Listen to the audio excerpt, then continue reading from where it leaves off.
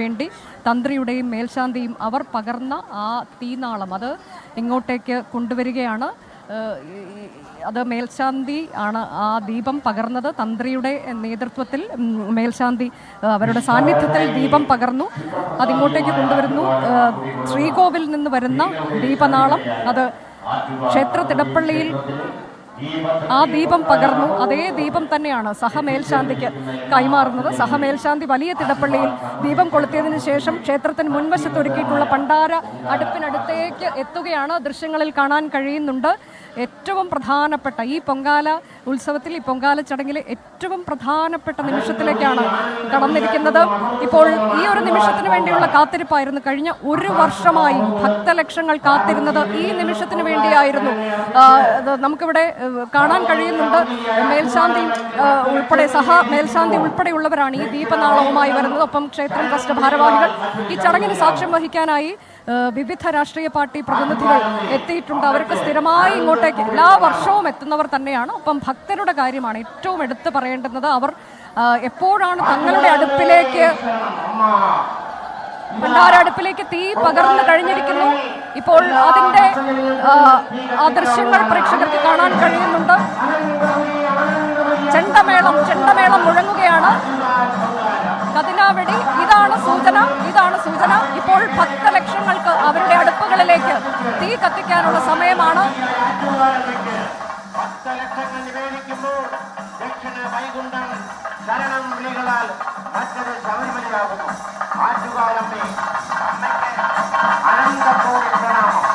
തീ പകർന്നു കഴിഞ്ഞു. ഇനി ആറ്റുകാൽ അമ്മയ്ക്ക് സമർപ്പിക്കാനുള്ള പൊങ്കാല നിവേദ്യത്തിൻ്റെ സമയമാകുന്നു. സ്മിത ഹരിദാസ് കൂടി നമുക്കൊപ്പം ചേരുകയാണ്. സ്മിത, ഈ ശരിക്കും അഗ്നി പകർന്നു കഴിഞ്ഞു. ഇനിയുള്ള നിമിഷങ്ങൾ എല്ലാം ആറ്റുകാലമ്മയിൽ സമർപ്പിക്കുന്ന ഭക്തജനലക്ഷങ്ങളുടെ കാഴ്ചയാണ്. പൊങ്കാല നിവേദ്യം ഒരുങ്ങുകയായി അനന്തപുരിയിൽ. സ്മിത ഹരിദാസ് കൂടി നമുക്കൊപ്പം ചേരും നിമിഷങ്ങൾക്കകം. സ്മിത, വിവരങ്ങൾ.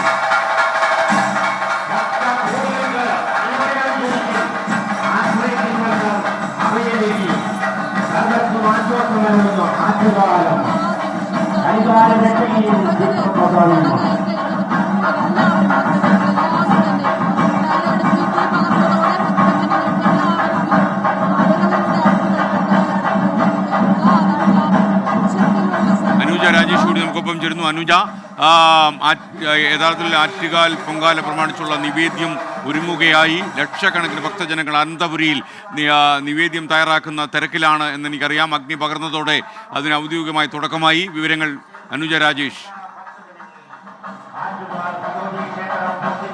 ഇപ്പോൾ ഇവിടെ ചെണ്ടമേളം മുഴങ്ങുകയാണ്. ഈ ചെണ്ടമേളം മുഴങ്ങുന്നതോടെയാണ്, കതിനാവെടി മുഴങ്ങുന്നതോടെയാണ് ഭക്തർ അവരുടെ പൊങ്കാല അടുപ്പുകളിലേക്ക് തീ പകരുന്നത്. ആ പ്രക്രിയയാണ് ഇപ്പോൾ നടന്നുകൊണ്ടിരിക്കുന്നത്. അതിനുവേണ്ടിയാണ് ഈ ഭക്തർ നോയമ്പ് നോറ്റ് ഇങ്ങോട്ടേക്ക് എത്തിച്ചേർന്നത്. തങ്ങളുടെ ദുഃഖങ്ങളെല്ലാം ദേവിക്ക് സമർപ്പിക്കുന്നു എന്നുള്ളതാണ്. മൺകലത്തിൽ ജലം, ആ വെള്ളം തിളച്ച് അതിലേക്ക് ഉണക്കലരി ഇടുന്നു എന്നുള്ളതാണ്. അരി കലം എന്നത് ഭൂമിയെ പ്രതിനിധാനം ചെയ്യുന്നതാണ്. കൂടാതെ വായുവും അഗ്നിയും ആകാശവും എല്ലാം ഉണ്ട്. അങ്ങനെ പഞ്ചഭൂതങ്ങളുടെ ഒരു സമന്വയം അവിടെ കാണാൻ കഴിയുന്നു. ഉണക്കലരി തിളച്ച് അതിലേക്ക് മറ്റ് ചേരുവകൾ കൂടി ചേർക്കുന്നു. തേങ്ങയും ശർക്കരയും ഉൾപ്പെടെയുള്ള ചേരുവകൾ ചേർത്ത് പായസം എന്നുള്ളതാണ് ദേവിക്ക് ഏറ്റവും പ്രധാനപ്പെട്ട വഴിപാട്. അത് എല്ലാവരും തന്നെ തയ്യാറാക്കും. വെള്ളച്ചോറ് തയ്യാറാക്കുന്നവരുണ്ട്. കൂടാതെ മണ്ടപ്പുറ്റ് എന്നുള്ളത് അത് രോഗശാന്തിക്ക് എന്നുള്ളതാണ് വിശ്വാസം. ശിരസുമായി ബന്ധപ്പെട്ട രോഗങ്ങൾ, കടുത്ത തലവേദന ഉൾപ്പെടെ അതിനൊക്കെ ഇത് മണ്ടപ്പുറ്റ് നിവേദിക്കുന്നത് ഫലപ്രദമാണ് എന്ന് വിശ്വസിക്കുന്നവരുണ്ട്. തലയുടെ ആകൃതിയിൽ അത് കുഴച്ച് ഉണ്ടാക്കുന്നു. അത് ആവിയിൽ വേവിച്ചെടുക്കുന്നതാണ്. കൂടാതെ തെരളിയപ്പമുണ്ട്, പാൽപ്പായസം ഉണ്ടാക്കുന്നവരുണ്ട്. അങ്ങനെ പലതരത്തിലുള്ള വിഭവങ്ങൾ. ഈ വിഭവങ്ങൾ എല്ലാവർക്കും കൊടുക്കുക എന്നുള്ളതാണ്. അത് അലക്ഷ്യമായി കളയരുത് എന്നുണ്ട്. ഈ മൺകലം ഇത്തവണ ഉപയോഗിച്ചിട്ടുണ്ടെങ്കിൽ പിന്നീട് അത് ഒരിക്കലും ഉപയോഗിക്കാൻ പാടില്ല. അടുത്ത തവണ പുതിയ മൺകലവുമായാണ് ഭക്തർ വരുന്നത്. ഈ മൺകലം ചിലർ അവരുടെ വസതിയിൽ സൂക്ഷിച്ചു വയ്ക്കും. അതൊരു ഐശ്വര്യത്തിന്റെ പ്രതീകമായി സൂക്ഷിച്ചു വയ്ക്കുന്നവരുണ്ട്. ചിലർ അതിൽ അരി ഇട്ടു വയ്ക്കും. തലസ്ഥാനം ഒരു യാഗശാലയായി മാറിക്കഴിഞ്ഞു. അനന്തപുരി ഭക്തസാന്ദ്രമാണ്. ഇതിന്റെ ആകാശ ദൃശ്യങ്ങൾ പ്രേക്ഷകർക്ക് കാണാം. പുകച്ചുരുടുകൾ ആകാശത്തേക്ക് ഉയരുകയാണ്.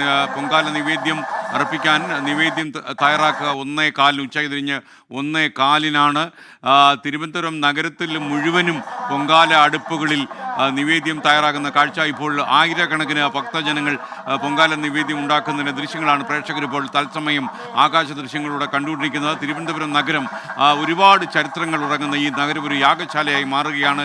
പുകപടലങ്ങളിൽ അമർന്ന അനന്തപുരി ഒരുപക്ഷെ ഈശ്വര സാന്നിധ്യമായിട്ടാണ് വിശ്വാസികൾ കാണുന്നത്. ഏറ്റവും പ്രധാനപ്പെട്ടത് ലോകത്തെ ഇത്രയധികം വനിതകൾ സംഗമിക്കുന്ന മറ്റൊരു വനിതോത്സവം ഉണ്ടോ എന്ന കാര്യത്തിൽ സംശയമാണ്. 40 ലക്ഷത്തിലധികം ഭക്തജനങ്ങൾ, വനിതകൾ, സ്ത്രീകൾ ഇപ്പോൾ അനന്തപുരിയിലുണ്ട് എന്നാണ് നമ്മൾ മനസ്സിലാക്കുന്നത്.